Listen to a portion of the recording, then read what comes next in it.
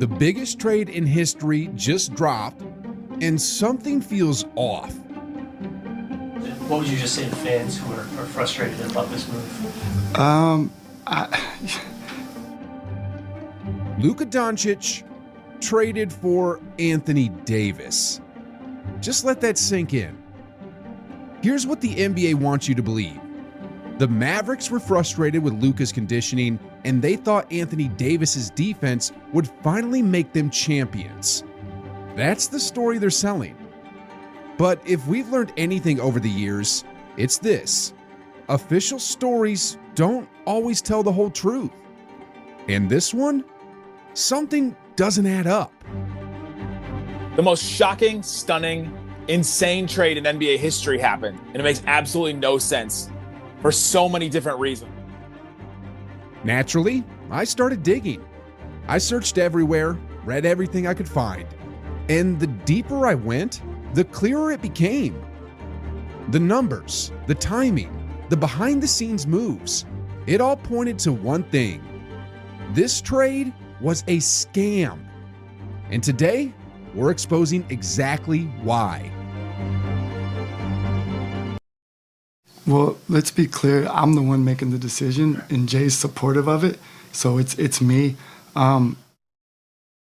Ladies and gentlemen, does that sound like the kind of guy who makes franchise-altering decisions that reshape a billion-dollar organization? I don't think so. And then he claims this all started over coffee a few weeks ago, when he and Rob Pelinka casually asked, "Would you ever do this type of questions?" And Rob and I were able to have, really intense conversations over the course of, 3 or 4 weeks that started out as a coffee that, was more, hey, would you ever, I don't know, would I? Let me think of, and then it. Before we get into the behind-the-scenes theories, let's break down why this trade makes absolutely no sense and why the numbers just don't add up. Follow the leader may soon become follow the lawmaker when it comes to playing the stock market. Tonight we look at a new add up. First off, Luka just led the Mavericks to the NBA Finals. He's entering his prime, and since his rookie season, he's been a perennial MVP candidate, earning first-time All-NBA honors every single year. He's not just one of the best players in the league, he's one of the most marketable, the face of the Mavericks, and the franchise cornerstone. The entire team was built around him. By every measure, he was untouchable. And yet, instead of testing the market, igniting a bidding war, or even assessing Luka's true value, Mavericks GM Nico Harrison wants us to believe that one of the biggest trades in NBA history began over coffee with a casual "would you ever" conversation with Rob Pelinka just a few weeks ago. He expects us to believe that he didn't consult anyone, not even head coach Jason Kidd. We kept it between us. We had to keep it tight. Jay Kidd didn't know about it. He wants us to believe that the trade happened because he wasn't sure if Luka would sign a Supermax contract, even though Luka never gave a single indication that he wanted to leave. Nico, did you have any indication from him or his representation that he was going to opt out or not take the extension or anything like that? No, not at all. Not at all. Nothing verbally that would lead me to believe that. Why would the Supermax be a difficult decision on your end? Oh no, it's not a matter of it being a difficult decision. It's a matter of, once you put that out there, they accept or they don't, and at that point you're on the clock. Honestly, I have no idea what he's trying to say here. I mean, how else do you make an offer but put it out there? Anyway, and his defense for pulling off this blindsiding move was defense wins championships? And, we think defense wins championships. If Nico Harrison had just let the entire NBA know the Mavericks were willing to trade Luka, they could have gotten far more than what they settled for. And that's what makes this so suspicious. Yes, we're talking about Anthony Davis, but let's be real. He's 31, injury prone, and past his peak, while Luka is 25, entering his prime, and one of the NBA's golden boys. Just look at the Rudy Gobert trade. If a player like Gobert could command multiple first-round picks and key role players, there's no way the Mavericks couldn't have gotten a better offer. In a 3 or 4-team deal, they easily could have walked away with more assets. But instead, the deal quietly happens with the Lakers. And when you consider that Nico Harrison and Rob Pelinka's relationship goes back over 2 decades, this trade isn't just questionable, it's flat out suspicious. But hold on, because things get even more suspicious. LeBron James, or Le GM, as some call him given his track record of orchestrating teams, claims he was completely blindsided by the trade. We now welcome in Dave McMenamin, who's been covering the Lakers for 13 years. And Dave, how did LeBron James find out about this deal, and what was his reaction? Reports say that he was out to dinner with his family when the news broke, and that he was surprised, had no idea it was coming, and is still processing it. Yeah, that's a load of baloney.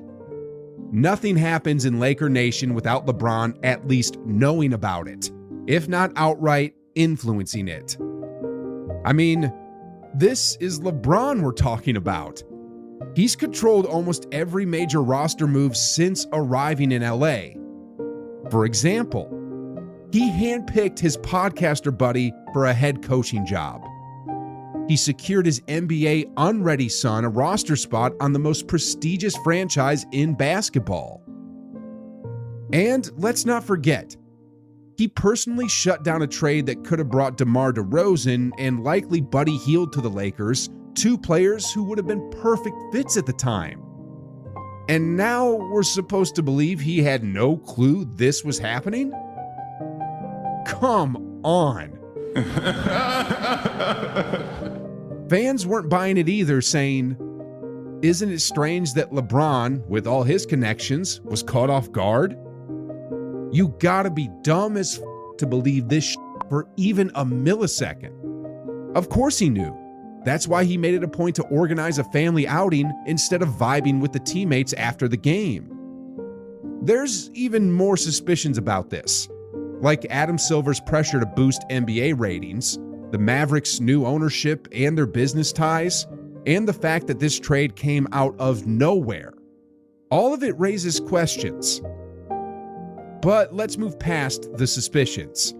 It's time to break down the top theories on why this trade really happened. The ones they don't want us to know. Learn about crypto and get rewarded as you learn with Coinbase Learning Rewards. We've paid out over 100 happened. The ones they don't want us to know. One theory floating around is that Nike played a role in this trade. Luka is already a huge asset for Nike sneaker sales. He's a superstar, but placing him in Los Angeles, one of the biggest markets in sports, elevates his brand to an entirely new level. For Nike, it's a strategic power move, one that keeps their brand firmly at the top of the sports world. But what's in it for the Mavericks, you might ask? Well, some point to Mavericks GM Nico Harrison, who spent 19 years at Nike before taking over in Dallas.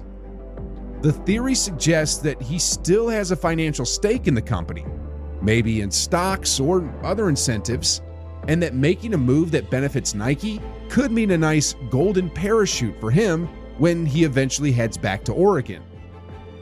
It's an interesting idea, but I don't completely buy it.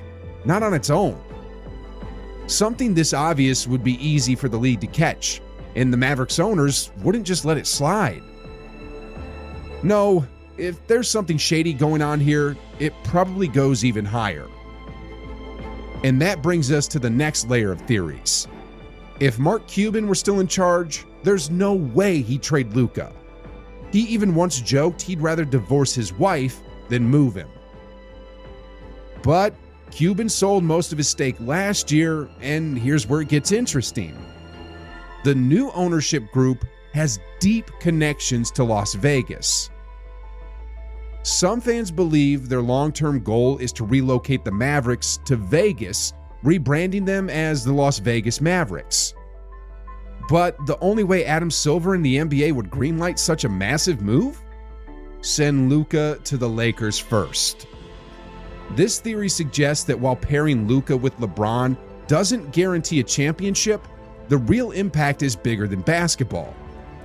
A trade like this skyrockets ratings, boosts league's revenue, and aligns perfectly with the Dallas owners' new business plans, making it a win-win-win for the Lakers, the NBA, and the people pulling the strings.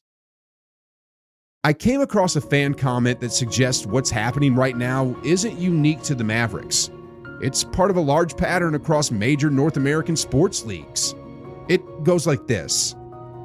The new ownership wants something, most likely something financial.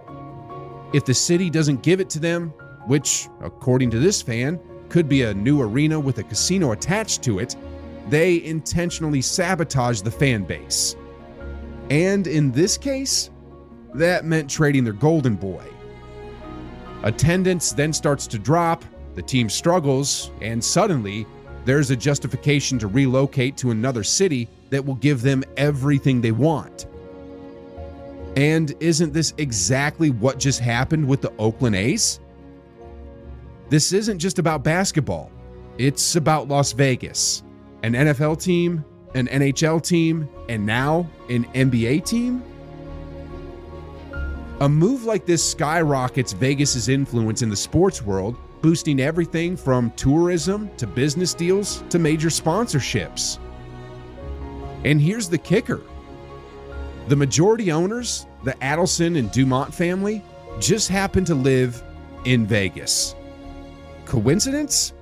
I don't think so. This was never about defense wins championships.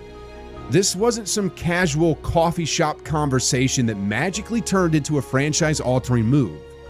This was a calculated business decision, a move designed to shift power, maximize profits, and set the stage for something much bigger. And in the process, it shattered the Mavericks fan base. Oh, and before I forget, why would LeBron James approve this deal? Well, about 2 years ago, LeBron made his future ambitions crystal clear, saying that his ultimate goal is to own a Las Vegas NBA team. Think about that. Dallas just lost one of the greatest players in NBA history, not because of basketball, but because of money, power, and politics. And if history tells us anything, this is only the beginning.